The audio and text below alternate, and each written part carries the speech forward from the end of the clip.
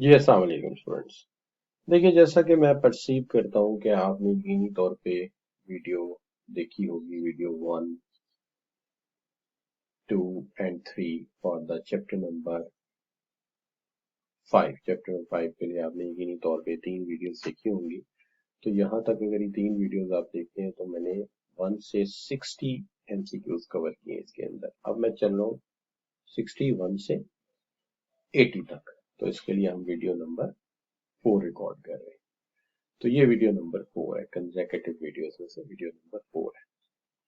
अब इसके अंदर सबसे पहला क्वेश्चन जो है वो 61 है, which of the following is true at the quantity of output where average cost has reached its minimum level. बात यह है कि जब एवरेज कॉस्ट अपने मिनिमम लेवल पे पहुंचती है तो इन पॉइंट्स में से कौन सा पॉइंट ऐसा है जो वैलिड हो सकता है। देखिए, आम मामूल में एवरेज कॉस्ट के मुतालिक आप सब जानते हैं कि ये एक यू शेप कॉस्ट कर्व होती है और इसको अगर आप आउटपुट्स के एतबार से देखते हैं या आप इसको क्वांटिटी के एतबार से देखते हैं तो इसके मिनिमम पॉइंट पर हमेशा इसे मार्जिनल कॉस्ट कर्व कम कट करती है। ये वही रिलेशनशिप है कि जब एवरेज कॉस्ट कर्व गिरती है तो मार्जिनल कॉस्ट कर्व उससे ज्यादा से गिरती है। जब ये मिनिमम पॉइंट पर पहुंचती है तो वो इसके बराबर हो जाती है और जब ये जो है इंक्रीज करती है तो मार्जिनल कॉस्ट इससे ऊपर निकल जाती है। तो यही रिलेशनशिप जो है करेक्ट कहलाएगा यहाँ पे। और इसके हवाले से अगर आप ऑप्शन लाइक करेंगे तो वो ऑप्शन बनेगा सी। अब आ जाते हैं आप क्वेश्चन 61 की। क्वेश्चन 61 है, अगर आप देखते हैं तो परफेक्ट, सॉरी 62, 61 तो हो गया। Perfect competition is characterised by all of the following except. Characteristics लिखे गए हैं परफेक्ट कंपटीशन के, एक एक्सेप्शन इसके अंदर मौजूद है। इसका मतलब है 3 ठीक हैं और एक गलत है। Well informed buyer and seller, आप ही जानते हैं कि हमने कहा था seller and buyer are fully aware with the condition prevalent in the market. तो ये तो बिल्कुल ठीक बात हो गई। A large number of buyer and seller, ये भी बात ठीक है। एक बड़ी तादाद में बायर और सेलर मौजूद होते हैं, लिहाजा इनफरादी अमल से ना तो बायर प्राइस को मुतासर कर सकता है ना सेलर कर सकता है। No restriction on entry into और एग्जिट फ्रॉम इट, इसकी एंट्री और एग्जिट पे कोई पाबंदी नहीं होती। नए लोग आते रहते हैं, पुराने लोग जाते रहते हैं। Considerable advertising by individual firm, देखिए इंडिविजुअल फर्म की एडवर्टाइजिंग के हवाले से परफेक्ट कंपटीशन में ऐसा कोई कॉन्सेप्ट मौजूद नहीं। एडवर्टाइजिंग का जो कॉन्सेप्ट है वो मोनोपोलिस्टिक कंपटीशन और ओलिगोपोली से वाबस्ता है। लिहाजा यही एक्सेप्शन है, यही मुनफरिद और मुख्तलिफ ऑप्शन दिया गया है जो कैरेक्टरिस्टिक्स का हिस्सा होता ही नहीं। तो चलते हैं क्वेश्चन नंबर 63। क्वेश्चन नंबर 63 की जब आप बात करते हैं तो which of the following is true if marginal cost is above the average variable cost as output rises. देखिए, बात यह है कि यहाँ इन्होंने जिक्र कर दिया हमारे साथ एवरेज वेरिएबल कॉस्ट का। देखिए, बात यह है कि इसको समझने के लिए हम एक डायग्राम बना लेते हैं। इस डायग्राम में हम दोनों कॉस्ट को शामिल कर लेते हैं। कॉस्ट एंड रेवेन्यू यहाँ पे आ जाता है। ये आपकी एवरेज वेरिएबल कॉस्ट कर्व है जिसको आप एवीसी कहते हैं और ये आपकी एवरेज कॉस्ट कर्व है। ठीक है जी। मार्जिनल कॉस्ट इन दोनों को इनके मिनिमम पॉइंट पर कट करती हुई ऊपर निकल जाती है इस तरह से। तो ये इसका मिनिमम पॉइंट है। ठीक है जी।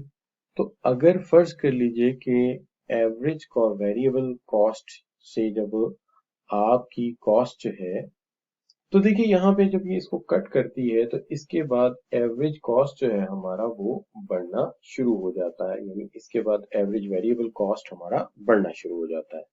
तो हम इस ऑप्शन को लेंगे, average variable cost must be rising, कि एवरेज वेरिएबल कॉस्ट इसके बाद राइजिंग शुरू कर देता है जब मार्जिनल कॉस्ट इसको कट करके ऊपर निकल जाता है बी डैश पॉइंट पे। अगर आप ये कहें कि average total cost must be falling, देखिए मस्ट बी फॉलिंग का मतलब ये है कि इसके बाद फॉल ही करता रहेगा, जबकि वो थोड़ी देर फॉल करता है और उसके बाद फिर राइज करना शुरू कर देता है इसके बाद। एवरेज वेरिएबल या average fix cost must be rising, तो एवरेज फिक्स कॉस्ट तो आप सब बच्चे जानते हैं कि हाइपरबॉलिक कर्व की तरह गिरता ही रहता है, वो तो ऊपर आता ही नहीं है। लिहाजा ये भी गलत कर देते हैं, ये भी गलत कर देते हैं।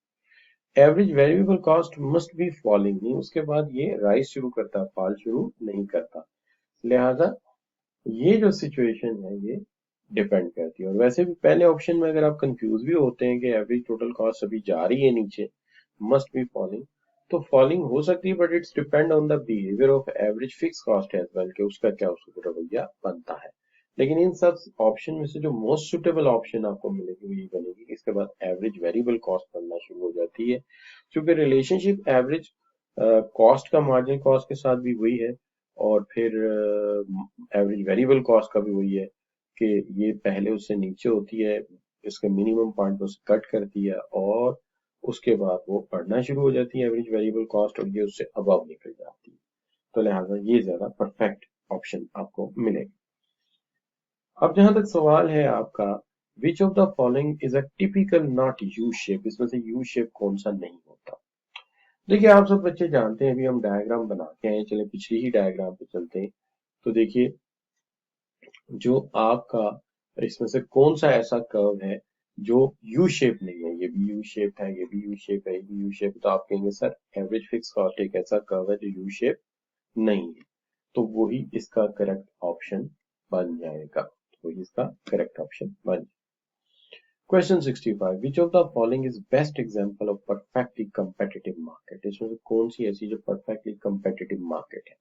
अगर आप गौर करें तो बुक्स के अंदर जो एग्जांपल दी हुई है परफेक्ट कंपटीशन की, उसमें ज्यादातर वीट मार्केट ली गई है, ठीक है, वो वीट ऑलमोस्ट हर जगह इंपॉर्टेंट प्रोडक्ट फार्मिंग होती है, तो लिहाजा फार्मिंग की एग्जांपल ली गई है जिसके अंदर बहुत ज्यादा किसान होते हैं, तादाद में काफी ज्यादा होते हैं, और तादाद में ज्यादा होने के साथ साथ इनकी जो अवेयरनेस अबाउट देयर फील्ड है वो ज्यादा होती है, और ये तकरीबन नहीं बल्कि बहुत हद तक परफेक्ट कंपटीशन के करीब उतरते हैं। डायमंड मार्केट में आमतौर पे सेलर और बायर कम होते हैं, एथलेटिक शूज एक खास सेगमेंट खरीदता है, और सॉफ्ट ड्रिंक जो है वो बिल्कुल एक मुनफरिद चीज है, उसके अंदर चंद एक कंपनियां हैं, कोक है, पेप्सी है, तो वो तो तकरीबन ओलिगोपली बन जाती है। तो लिहाजा ना तो हम डायमंड मार्केट को ले सकते हैं, ना हम शूज मार्केट को ले सकते हैं, ना हम सॉफ्ट ड्रिंक्स को ले सकते हैं, ठीक है जी। तो 66 पे चले जाते हैं। 66 है, at the quantity of output where average cost has reach its minimum. तो ये सवाल बड़ी दफा आया है, डिफरेंट शक्लों में आता रहता है कि जहाँ पे एवरेज कॉस्ट अपने मिनिमम पॉइंट पे पहुंचती है तो हम कहते हैं कि मार्जिनल कॉस्ट इसके बराबर हो जाती है, तो इस लिहाज से इसका सी ऑप्शन जो है वो करेक्ट ऑप्शन होगा। Question 67, which of the following market type has fewest number of firms, इसमें से कौन सी ऐसी इसमें प्लेयर कम से कम होते हैं। तो देखिए अगर परफेक्ट कंपटीशन की बात करते हैं तो एक आम थ्योरी ये कहती है कि 300 500 या ज्यादा फॉर्म्स होती हैं इसके अंदर, बल्कि बाद जगह पे आता है काउंटलेस होती है, तो ये तो यकीनी तौर पर उसमें आ ही नहीं सकता। मोनोपोलिस्टिक कंपटीशन में खातिर ख्वाह बड़ी तादाद होती है, ओलिगोपली में 5 से 10 कह सकते हैं, और मोनोपोली में 1 होता है, तो इस लिहाज से देखा जाए तो सबसे कम फर्म्स की तादाद जो होती है वो 1 है, और वो मोनोपोली है। Question 68, Question 68, which of the following market type has a large number of firms that sell similar but slightly different product? अगर तो ये बिल्कुल सिमिलर कह देते तो हमारी नजर सीधी परफेक्ट कंपटीशन पे जानी थी जहां होमोजीनियस प्रोडक्ट, लेकिन स्लाइटली डिफरेंट का मतलब ये या तो पैकिंग में डिफरेंट है, या फ्रेग्रेंस में डिफरेंट है, या ब्रांड में डिफरेंस है, तो ये यकीनी तौर पर मोनोपोलिस्टिक कंपटीशन का ही कैरेक्टरिस्टिक्स है। Question 69, which of the following market type has only few competing firms? तो कौन सी ऐसी फर्म जहां चंद कंपीटिंग फर्म होती है। अब कंपीटिंग फर्म की बात है कि आपस में मुकाबला भी होगा। अब अगर मैं कहूँ मोनोपोली, तो मोनोपोली में तो एक फर्म होती है, वहां तो मुकाबला हो ही नहीं रहा होता, लिहाजा मोनोपोली को आप चूज किया नहीं जा सकता। अगर तादाद की बात होती तो हम चूज कर लेते, लेकिन आपने कहा चंद फर्म और कंपीट कर रही है। अब अगर परफेक्ट कंपटीशन देखा जाए तो वहां पे तो कंपटीशन जो है प्राइस की बुनियाद पे है ही नहीं, वहां पे तो होमोजीनियस प्रोडक्ट है। और मोनोपोलिस्टिक कंपटीशन की बात करें तो वहां हो तो रहा है, लेकिन वहां फर्म्स की तादाद खातिर बहुत ज्यादा है, बाज जगह पे 50 लिखा हुआ है, इसके करीब करीब लिखा हुआ है, तो ये तो काफी ज्यादा फर्म्स है जिनमें कम्पीट हो रहा है। हमें चंद चाहिए, मुकाबला भी चाहिए, तो वो यकीनी तौर पर सिर्फ किसमें हो सकता है, that is possible in oligopoly only, so that is why we choose the D option. Now we move towards the question 70 ये कहता है कि in perfectly competitive market the type of decision a firm has to make is different in the short run than the long run. कि firm जो फैसले करती है short run में और लॉन्ग रन में उसमें फर्क होता है। ठीक है जी। तो perfectly competitive market the types of decision has make different. Which of the following is example of perfectly competitive firm short run decision. इसमें से परफेक्टली कंपेटिटिव फर्म का टिपिकल शॉर्ट रन डिसीजन कौन सा हो सकता है? What price to charge? No, price charge करना इसका काम ही नहीं है, क्योंकि आप जानते हैं कि ये प्राइस टेकर है, प्राइस मेकर नहीं है। गलत। Whether or not enter or exit in the market. क्या मार्केट में एंटर हुआ जाए या ना हुआ जाए। The profit maximisation level output. तो देखिए, whether or not to enter or exit in an industry, ठीक है जी, और the profit maximisation level of output. अब सवाल ये है कि फर्म जो है वो बिजनेस में दाखिल हो चुकी है इस वक्त, that is in the business, that is why आप आस कर रहे हैं ना शॉर्ट टर्म में इसका रवैया। तो ये जो एंट्री एंड एग्जिट है इसको जरा साइड में कर दीजिए, क्योंकि ये मामला है लॉन्ग रन डिसीजन का कि ये हमें करना चाहिए कि नहीं करना चाहिए। कोई भी फर्म अगर बिजनेस में दाखिल होती है तो ये फैसला 6 माह 3 माह या 4 हफ्ते का नहीं होता। एक दफा अगर आपने दाखिल होना है तो आपको कुछ अरसा गुजारना पड़ेगा, तो ये लॉन्ग रन की बातें हैं। अच्छा, अब इसका मतलब आप मार्केट में आ चुके हैं, लिहाजा तब भी ये सोचना वैलिड नहीं है। You are in, that is why you are thinking. तो द प्रॉफिट मैक्सिमाइजेशन आउटपुट, सिर्फ यही फैसला आपके हाथ में है कि जहां आपकी जो मार्जिनल रेवेन्यू है, जिसको आप एवरेज रेवेन्यू और इंडिविजुअल डिमांड कर्व भी कहते हैं, वहां पे मार्जिनल कॉस्ट कर्व जिसको कट करेगी, जिसको आप इसकी सप्लाई कर्व भी कहते हैं, वहां पे आके आपकी आउटपुट डिटरमिन होगी। तो आप सिर्फ यही कर सकते हैं, इसके अलावा आप कुछ भी नहीं कर सकते शॉर्ट टर्म में। How much to spend on advertising? Advertising का फीचर ही ओलिगोपोली और मोनोपोलिस्टिक कंपटीशन के साथ वाबस्ता है, इसलिए गलत है। सी ऑप्शन ही आप पिक करेंगे। अब रही बात ये कि जनाब 71 question, if a monopolistic competitive seller can convince, इसका मतलब ये प्योर मोनोपोली नहीं है, ये मोनोपोलिस्टिक कंपटीशन है। Convince by that it's product is better of quality and value the product sold by the rival. अगर एक परफेक्टली कंपेटिटिव फर्म जो है वो इस बात पर आमादा कर ले या मना ले कस्टमर को कि उसका प्रोडक्ट दूसरों के मुकाबले बेहतर है, तो इससे क्या होगा? जाहिर बात है, इससे डिमांड में इंक्रीज आएगा। The firm gain more control over it's price, बिल्कुल इससे प्राइस पे कंट्रोल भी ज्यादा आएगा। And demand become more inelastic, बिल्कुल ठीक है, कस्टमर इसके साथ लॉयल हो जाएगा, और जितना लॉयल हो जाएगा उतनी इसकी डिमांड जो है इसका कर्व स्टीपर हो जाएगा, यानी कस्टमर इसे छोड़ के जाना नहीं चाहेगा, चाहे ये कीमत ज्यादा भी करता चला जाए, क्योंकि उसकी लॉयलिटी इसके साथ अटैच हो जाएगी। इसके ऑल ऑफ अबव की ऑप्शन आप ले सकते हैं। Question 72, firm use marketing to influence a consumers buying decision. बिल्कुल सही है, मार्केटिंग होती है, एडवर्टाइजिंग होती है कस्टमर के बाइंग डिसीजन को कन्विंस करने के लिए। Convince customer that their product is worth of its price, customer convince करना कि आपका प्रोडक्ट वर्थ के मुताबिक है। Pursue buy that their product is superior to other, और ये परस्यू करना कि आपका प्रोडक्ट दूसरों के मुकाबले में ज्यादा सुपीरियर है।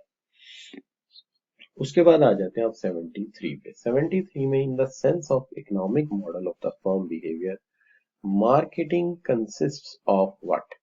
कि मार्केटिंग किस चीज पर कंसिस्ट ऑफ होती है?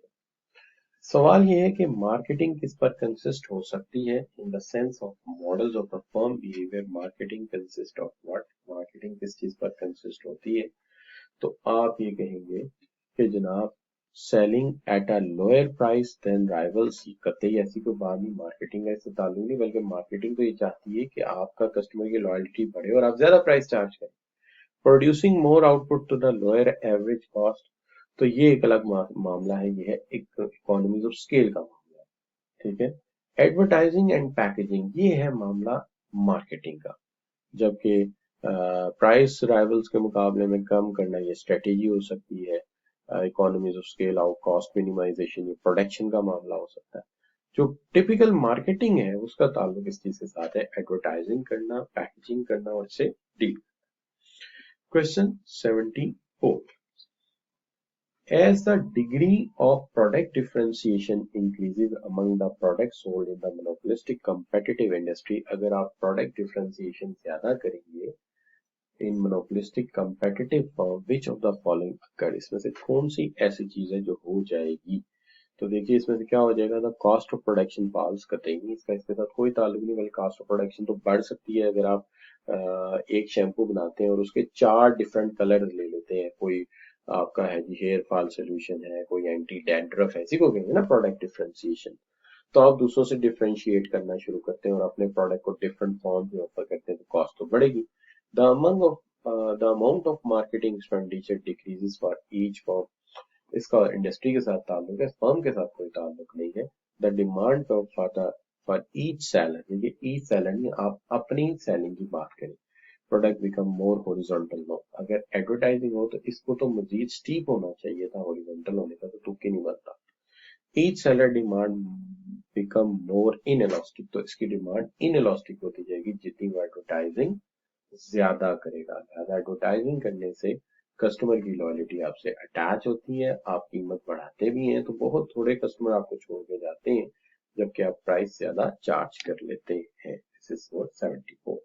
75, डिफरेंशिएटेड प्रोडक्ट है, जो डिफरेंशिएटेड प्रोडक्ट होता है वो इस तरह का होता है कि मैनी परफेक्ट सब्स्टिट्यूशन नहीं, अगर आप प्रोडक्ट डिफरेंशिएट कर लेते हैं दूसरों से तो फिर तो उसका परफेक्ट सब्स्टिट्यूशन मिलना मुश्किल हो जाएगा, क्योंकि आपने उसको बिल्कुल मुनफरिद कर दिया दूसरों से।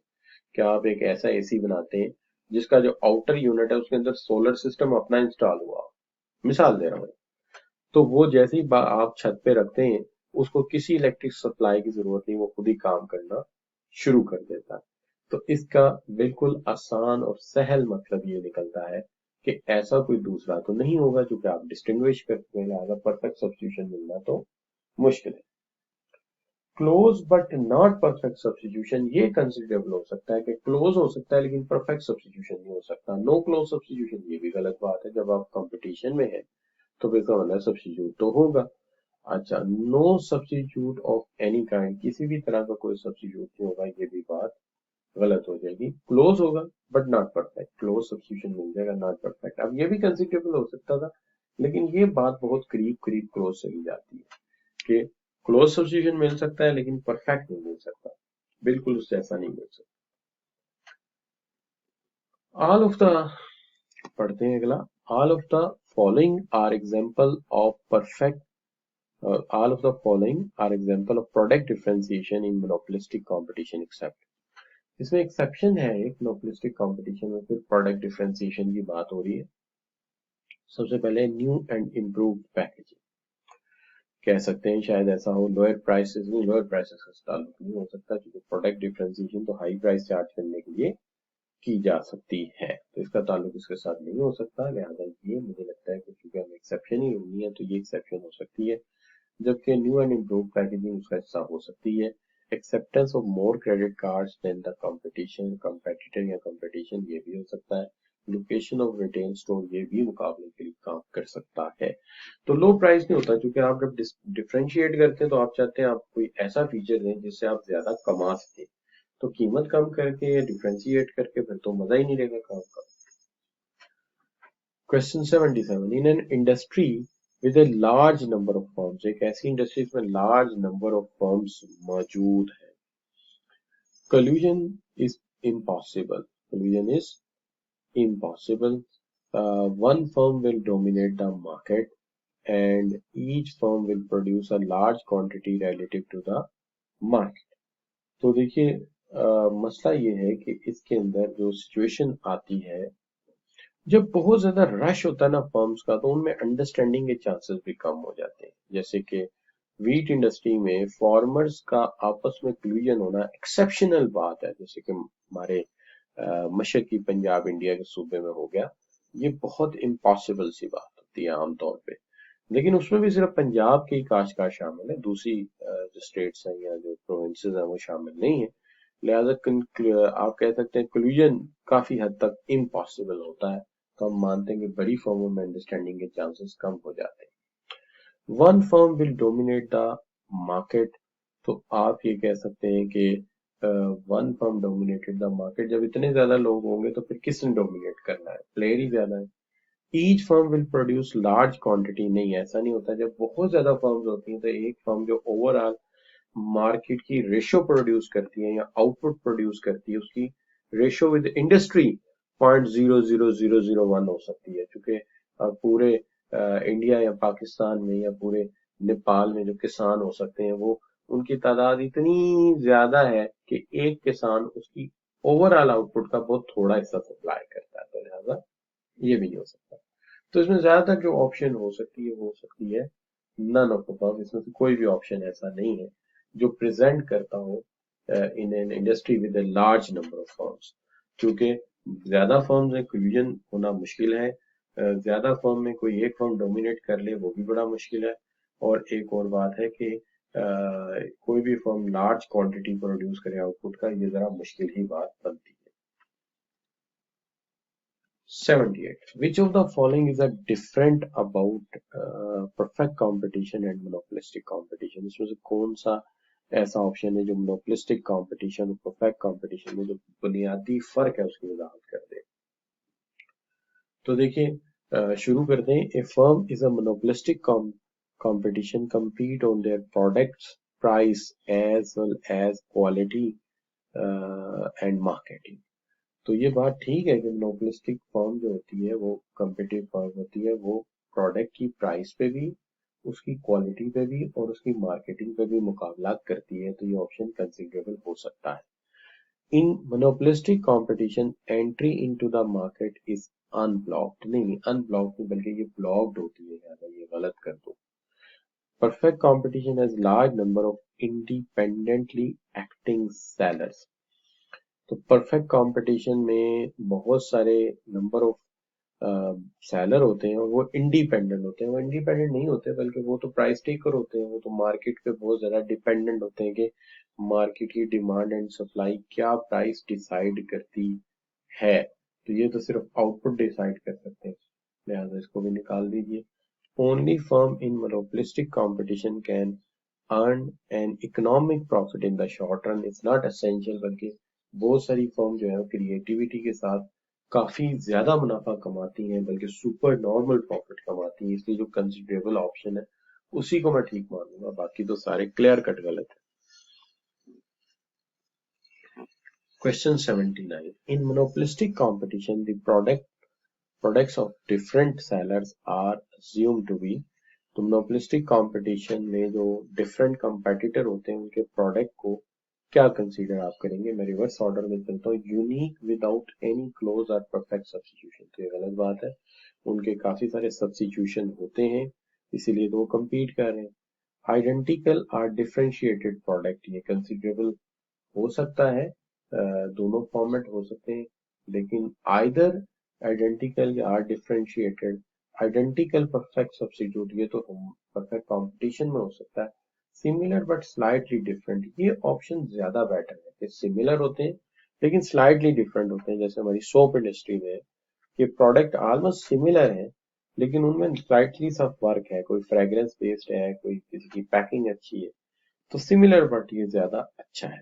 ठीक है, और इसके अंदर या ये होगा या ये होगा, ये कंसीडर हो सकता था अगर पहली ऑप्शन हमें ना बता देता। और दूसरी बात ये कि दोनों ही फॉर्मेट हो सकते हैं, तो लिहाजा सिमिलर की टर्म ज्यादा अच्छी है। ठीक है, परफेक्ट कंपटीशन में आमतौर पे आइडेंटिकल होता है, लेकिन मोनोपोलिस्टिक कंपटीशन में आइडेंटिकल हो ही नहीं सकता, पॉसिबल नहीं है। लिहाजा सी ऑप्शन को मैं निगलेक्ट करता हूँ, ए को चूज करता हूँ। क्वेश्चन 80। क्वेश्चन 80 क्या है जी? क्वेश्चन 80 है, in monopolistic competition each firm supplies a small part of market, this occurs because उसकी वजह ये है कि यहाँ पे लार्ज नंबर ऑफ फर्म है, इसके हर फर्म को थोड़ा सा हिस्सा सप्लाई करना है। There are barrier to entry, barrier होते हैं बट इतने ज्यादा नहीं होते, ये वजह नहीं है। और कि ज्यादा बल्कि उसकी वजह से तो ये होना चाहिए कि फर्म्स जो है वो ज्यादा एरिया खुद कवर करें जैसे जैसे मार्केट ग्रोथ होती है। Firm produce differentiated product, similar but differentiated products, ये भी रीजन इसकी नहीं बनती। There are no barrier to entry, तो ये भी इसकी रीजन नहीं बनती। रीजन ये है कि फर्म्स लार्ज तादाद में है, बड़ी तादाद में है, लिहाजा हर फर्म जो है वो एक छोटा सा हिस्सा जो है सप्लाई कर सकती है। थैंक यू भाई।